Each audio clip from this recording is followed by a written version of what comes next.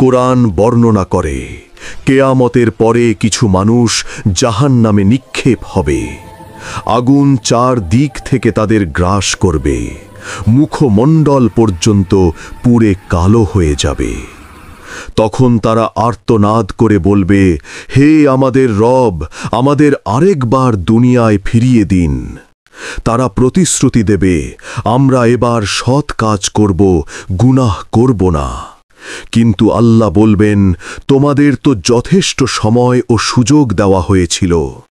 বলা হবে, আজ আর ফেরার সুযোগ নেই, এটাই তোমাদের আসল পরিণতি। তারপর আগুন তাদের হাত, পা, কান, মুখ সব দিক থেকে টেনে নেবে। সেই দিনে মুখ সিল করে দেওয়া হবে, হাত পা নিজেই গুনাহের সাক্ষী দেবে। কোরআনের এ দৃশ্য আমাদের